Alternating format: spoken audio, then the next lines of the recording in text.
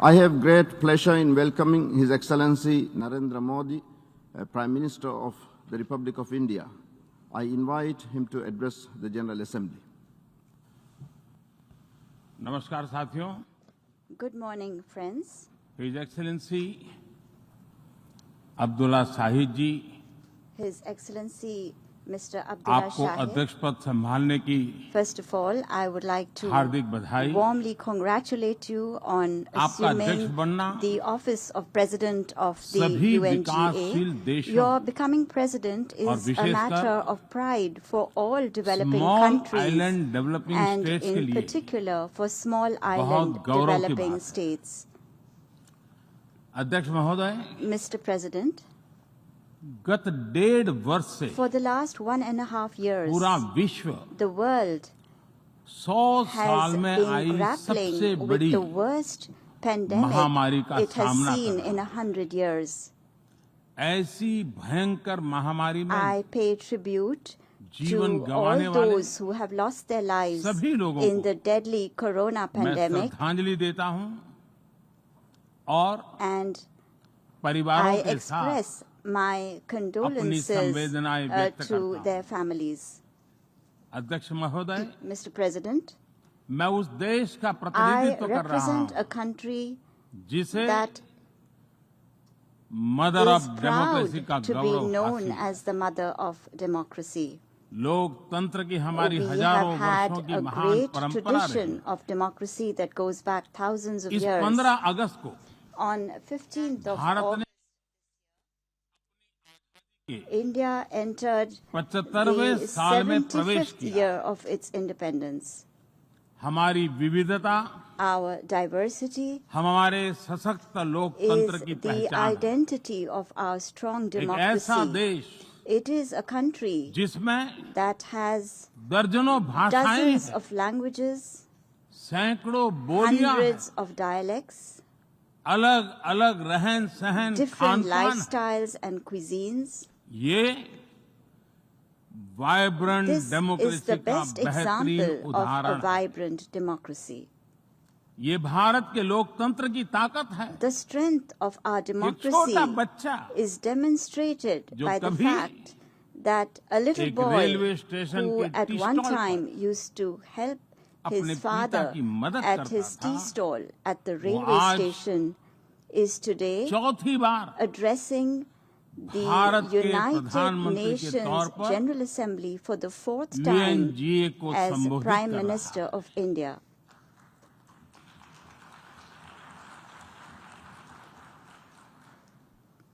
सबसे लंबे समय तक I will soon Gujarat have का spent 20 मुख्यमंत्री years serving और my फिर countrymen as पिछले head of 7 साल government. से First as the Bharat longest के serving प्रधानमंत्री Chief के Minister तौर पर of मुझे Gujarat and then Head of as Government Prime की Minister भूमिका में for the last 7 years. देशवासियों की सेवा करते हुए 20 साल हो रहे हैं और And मैं अपने I अनुभव am से कह saying रहा this to हूं, you from my own Yes. experience. Yes, democracy can deliver. democracy can deliver. Yes, Yes, democracy has democracy deliver. has delivered. अध्यक्ष महोदय, Mr. President, एकात्म मानव दर्शन today के is प्रणेता the birth anniversary Pandit of Deendayal Pandit Upadhyay ji की Deen आज Dayal जन्म जयंती। Upadhyay, the proponent of Ekatma Manav Darshan. एकात्म मानव दर्शन यानी Ekatma Manav Darshan integral means humanism, integral humanism, अर्थात or स्व से the development समष्टि journey तक undertaken विकास together, और the विस्तार की expansion सहयात्रा। from the self to the universe, expansion of the self, expansion of the self, moving from moving individual to from the the society, individual to society, the nation to the nation, and entire and to humanity. entire humanity. और ये चिंतन And this philosophy Antyodaya को is समर्पित है। dedicated to Antyodaya. Antyodaya को आज की परिभाषा The में modern day where definition no one of is left behind कहा Antyodaya जाता है। is where no one is left इसी भावना behind. के साथ It is with this principle आज in mind that India integrated, today is moving equitable forward on the path of development की राह पर आगे integrated, बढ़ रहा है। equitable development.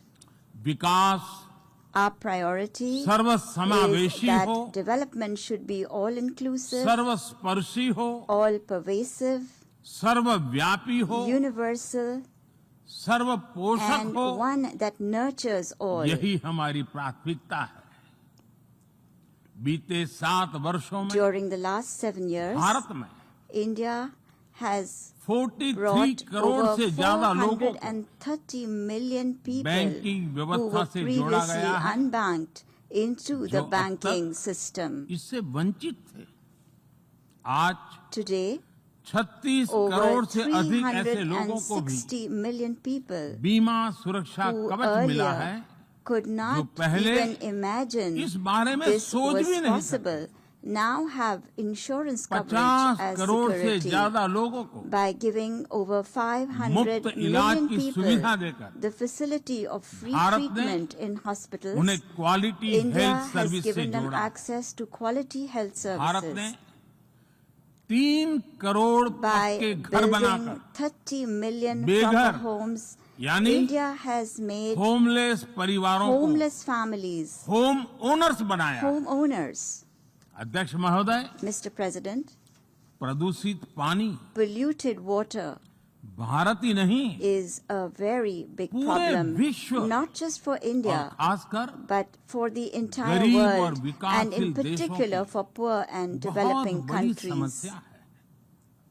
भारत में इस चुनौती से निपटने के लिए In order to address this हम challenge 17 in करोड़ से India, अधिक घरों we तक are carrying out a very big pipe से campaign to ensure साफ that पानी piped पहुंचाने का clean बहुत water बड़ा अभियान reaches चला रहे हैं। over 170 million विश्व homes. की बड़ी-बड़ी संस्थाओं ने Reputed institutions of the ये world माना है have कि said किसी भी देश के विकास के लिए वहां के नागरिकों के पास जमीन और घर के प्रॉपर्टी राइट्स यानी ओनरशिप का रिकॉर्ड होना बहुत जरूरी है। दुनिया के बड़े बड़े देशों में बड़ी संख्या में ऐसे लोग हैं जिनके पास जमीनों और घरों के प्रॉपर्टी राइट्स नहीं है। आज हम भारत के 6 लाख से अधिक गांवों में ड्रोन से मैपिंग कराकर करोड़ों लोगों को उनके घर और जमीन का डिजिटल रिकॉर्ड देने में जुटे हैं। ये डिजिटल रिकॉर्ड प्रॉपर्टी पर विवाद कम करने के साथ ही access to credit, bank loan तक लोगों की पहुंच बढ़ा रहा है। अध्यक्ष महोदय, आज विश्व का हर 6ठा व्यक्ति भारतीय है। जब भारतीयों की प्रगति होती है तो विश्व के विकास को भी गति मिलती है। When India grows, the world grows. When India reforms, the world transforms. Bharat में हो रहे साइंस और टेक्नोलॉजी आधारित विश्व की बहुत मदद कर सकते हैं। हमारे टेक सॉल्यूशंस का स्केल और उनकी कम लागत दोनों अतुलनीय है।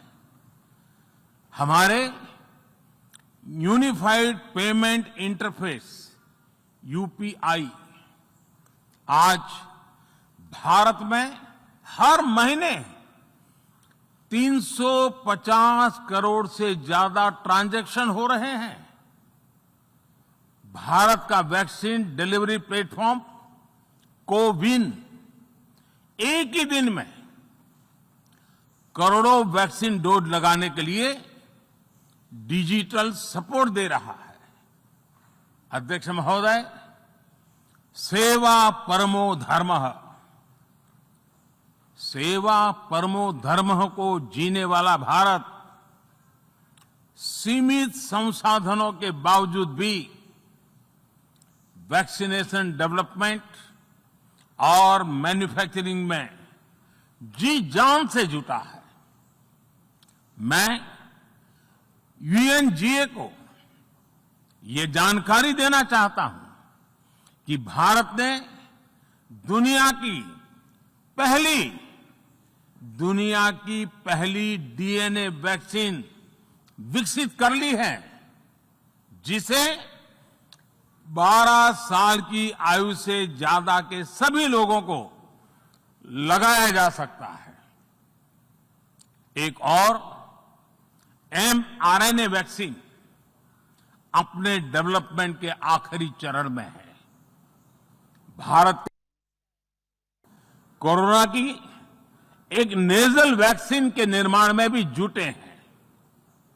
मानवता के अपने दायित्व को समझते हुए भारत ने एक बार फिर दुनिया के जरूरतमंदों को वैक्सीन देनी शुरू कर दी है।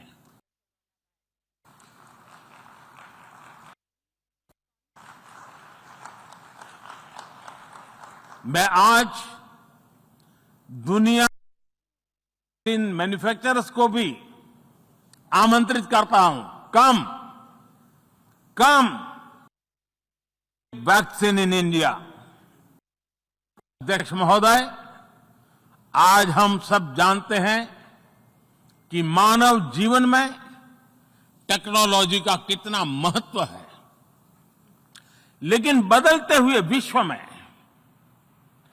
टेक्नोलॉजी विथ डेमोक्रेटिक वैल्यूज, ये सुनिश्चित करना भी आवश्यक है। भारतीय मूल के डॉक्टर्स, इनोवेटर्स, इंजीनियर्स, मैनेजर्स किसी भी देश में रहें, हमारे लोकतांत्रिक मूल्य उन्हें मानवता की सेवा में जुटे रहने की प्रेरणा देते रहते हैं। और ये हमने इस कोरोना काल में भी देखा है। अध्यक्ष महोदय, कोरोना महामारी ने विश्व को यह भी सबक दिया है कि वैश्विक अर्थव्यवस्था को अब और अधिक डाइवर्सिफाई किया जाए। इसके लिए ग्लोबल वैल्यू चेन्स का विस्तार आवश्यक है। हमारा आत्मनिर्भर भारत अभियान इसी भावना से प्रेरित है। ग्लोबल इंडस्ट्रियल डाइवर्सिफिकेशन के लिए भारत विश्व का एक लोकतांत्रिक और भरोसेमंद पार्टनर बन रहा है। और इस अभियान में भारत ने इकोनॉमी और इकोलॉजी दोनों में बेहतर संतुलन स्थापित किया है। बड़े और विकसित देशों की तुलना में क्लाइमेट एक्शन को लेकर भारत के प्रयासों को देखकर आप सभी को निश्चित ही गर्व होगा। आज भारत बहुत तेजी के साथ 450 गीगावाट रिन्यूएबल एनर्जी के लक्ष्य की तरफ बढ़ रहा है। हम भारत को दुनिया का सबसे बड़ा ग्रीन हाइड्रोजन हब बनाने के अभियान में भी जुट गए हैं। अध्यक्ष महोदय, हमें अपनी आने वाली पीढ़ियों को जवाब देना है कि जब फैसले लेने का समय था, तब जिन पर विश्व को दिशा देने का दायित्व था, वो क्या कर रहे थे। आज विश्व के सामने रिग्रेसिव थिंकिंग और एक्सट्रीमिज्म का खतरा बढ़ता जा रहा है।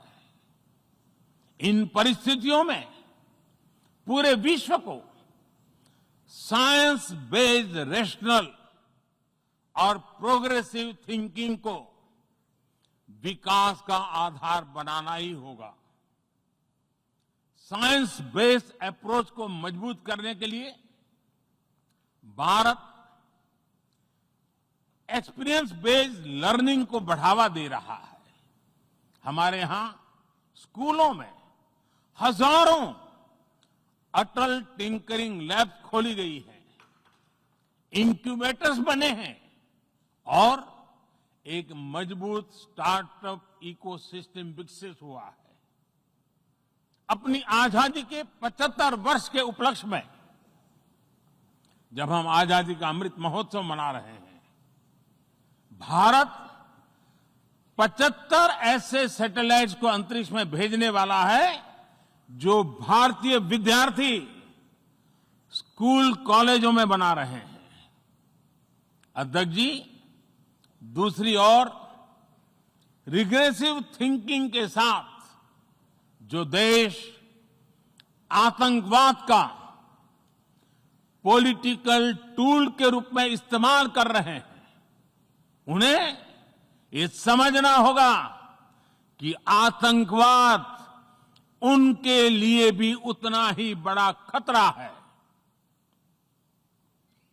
ये सुनिश्चित किया जाना बहुत जरूरी है कि अफगानिस्तान की धरती का इस्तेमाल आतंकवाद फैलाने और आतंकी हमलों के लिए न हो। हमें इस बात के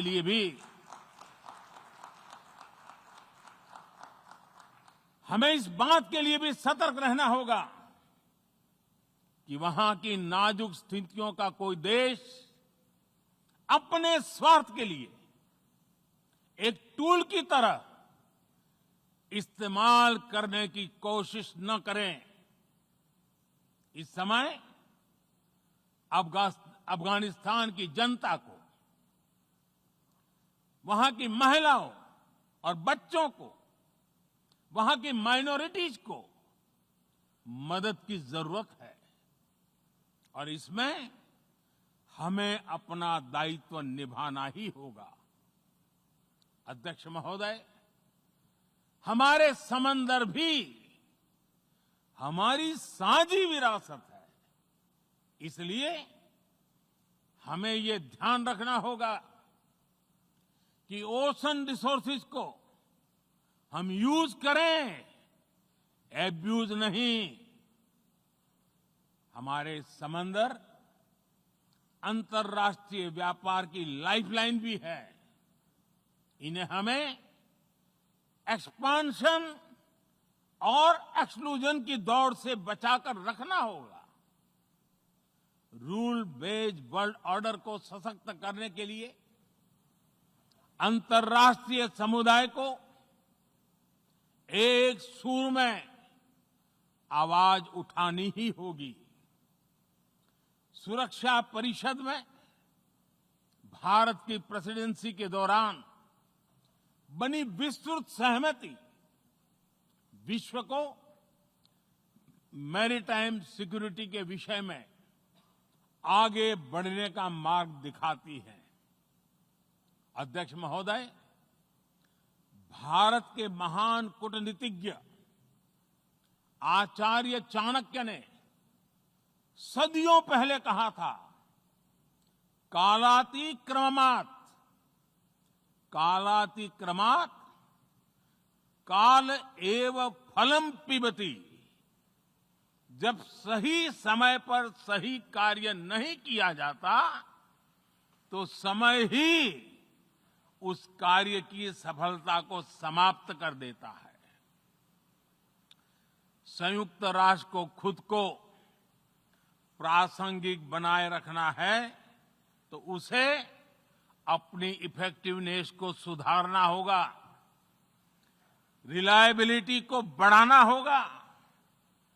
यूएन पर आज कई तरह के सवाल खड़े हो रहे हैं। इन सवाल को हमने क्लाइमेट क्राइसिस में देखा है, कोविड के दौरान देखा है, दुनिया के कई हिस्सों में चल रही प्रॉक्सी वॉर, आतंकवाद और अभी अफगानिस्तान के संकट ने इन सवालों को और गहरा कर दिया है। कोविड के ओरिजिन के संदर्भ में और ease of doing business ranking को लेकर वैश्विक गवर्नेंस से जुड़ी संस्थाओं ने दशकों के परिश्रम से बनी अपनी विश्वसनीयता को नुकसान पहुंचाया है। ये आवश्यक है कि हम यूएन को ग्लोबल ऑर्डर, ग्लोबल लॉज और ग्लोबल वैल्यूज के संरक्षण के लिए निरंतर सुदृढ़ करें।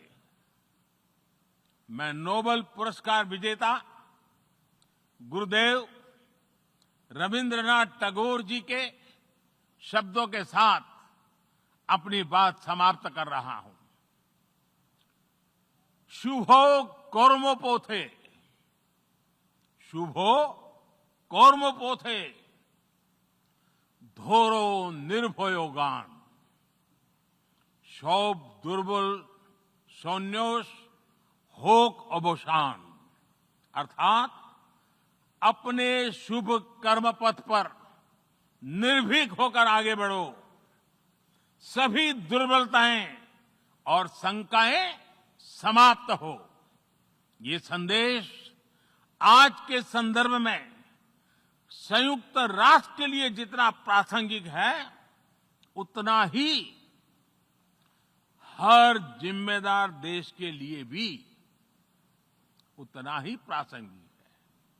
मुझे विश्वास है हम सबका प्रयास विश्व में शांति और सौहार्द बढ़ाएगा, विश्व को स्वस्थ, सुरक्षित और समृद्ध बनाएगा। इन्हीं शुभकामनाओं के साथ बहुत बहुत धन्यवाद। नमस्कार।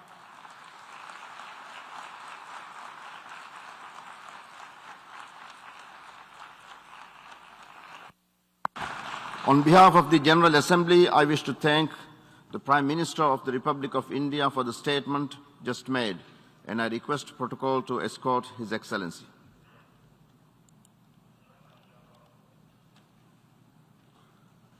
I now give the floor to the distinguished representative of St. Lucia to introduce an address by the head of government.